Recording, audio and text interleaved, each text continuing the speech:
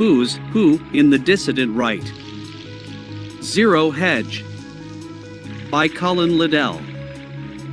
Zero Hedge tries to paint itself as an edgy economics website, but the truth is a lot simpler than that.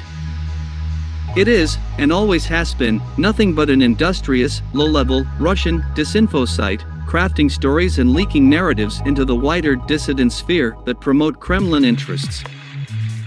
In 2022, U.S. intelligence officials said that the site was pushing articles created by Moscow-controlled media. Although that did not prove anything, besides editorial preferences, the probability of Zero Hedge being a willing tool of the Kremlin is extremely high.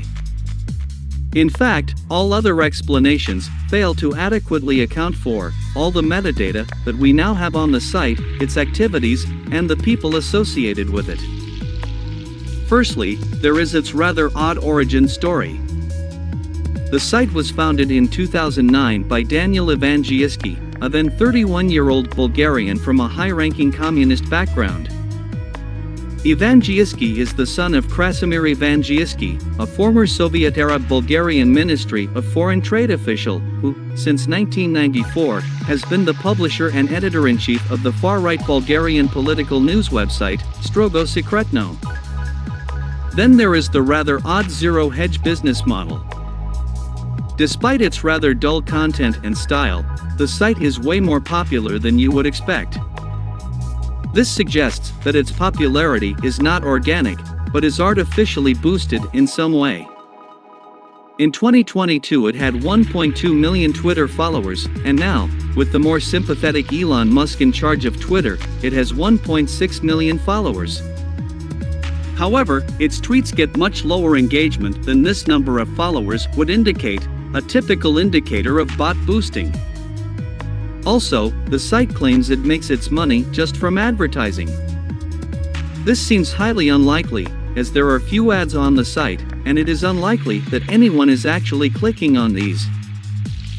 But, is there anything more than this kind of circumstantial evidence? Yes, there is. Back in 2016, there was an interesting break in the ranks at Zero Hedge, which revealed their blatant Putinist agenda.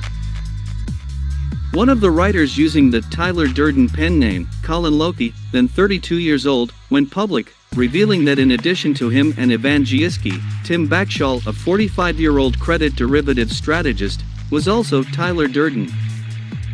Loki also released transcripts from Zero Hedge internal chat sessions and gave an interview to Bloomberg. From this, it is clear that Zero Hedge exists solely to mix in Putinist propaganda with actual news, a well-known Kremlin technique. Loki, who said he wrote much of the site's political content, claimed there was pressure to frame issues in a way he felt was disingenuous. I tried to inject as much truth as I could into my posts, but there's no room for it. Russia equals good. Obama equals idiot. Bashar al-Assad equals benevolent leader. John Kerry equals dunce. Vladimir Putin equals greatest leader in the history of statecraft, Loki wrote, describing his take on the website's politics. But back to the finance, it is hard to believe that this formula could generate the rewards enjoyed by the staff without additional funding from a hidden hand. The Bloomberg story also revealed that Evangelski was living in a multi-million-dollar castle in New Jersey, Backshall in a plush San Francisco suburb, while Loki reported earnings of more than $100,000 per year before his break with Zero Hedge. Also, check out this highly supportive RT report on Zero Hedge from 2019, when it was kicked off Facebook. Very revealing in all sorts of unintentional ways. The popular blog Zero Hedge says Facebook banned users from sharing posts. And over the weekend and earlier this week, now users reported getting an error message saying links go against the community standards. Now, many are claiming censorship, but sharing seems to be active once again. Facebook has yet to make any public comment about the allegations specifically, but it's raising questions about how much power tech giants have over content and how social media companies are trying to police themselves in order to avoid government regulations. So to break this down, we turn to investigative journalist Ben Swan from Atlanta. Thanks for joining us, Ben. Yeah, absolutely, Scotty. Okay, so first of all, Ben, most people aren't familiar with who Zero Hedge is. What's the website like? Is it really a political website? It's a little tech-oriented. It's politics and foreign policy-oriented.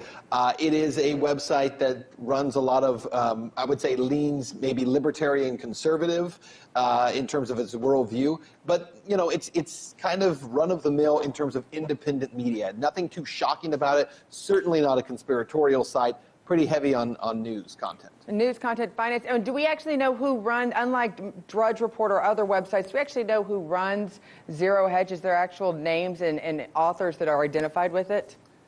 There are, yeah, absolutely. So there are different people who, I don't exactly know who the ownership is, but I know a lot of the writers, including Tyler Durden, who's one of the writers. They have a number of different writers over there who do a good job. They source everything they write about. They actually do cover a lot of the stuff that we cover, and they actually have covered a lot of the pieces I've done. So I'm pretty familiar with them, and they do pretty good work. And they get a lot of traffic. And I only bring these up to point out what type of website it is and the fact that it's not one of those conspiracies just run away. They do have accountability. Like you said, they source everything. So the fact that Facebook would target them, I think it comes up to the point, does Facebook is a private company. Do they have the right to just censor whatever content they see necessary? So Facebook is in an interesting position. So as a private company, there's an argument to be made. Some say that they're a publicly traded company, therefore they don't. Others say, but that's still a private company, they do. But there's another issue here, which is the Communications Act, the Federal Communications Act, which essentially states that there is a protection built into that act that allows for a platform like a Facebook or a Twitter to be able to have all these users who upload so much information onto the platform. And yet, Facebook and Twitter are never held liable for copyrighted material, stolen material, illegal material, whatever it might be. They're not held liable because they're a platform and they're not a publisher. The problem is that Mark Zuckerberg keeps taking extraordinary steps to act as if, and has said in front of Congress, in fact, that Facebook is really not a platform, it is a publisher, and therefore they have the right to control what is published on their site.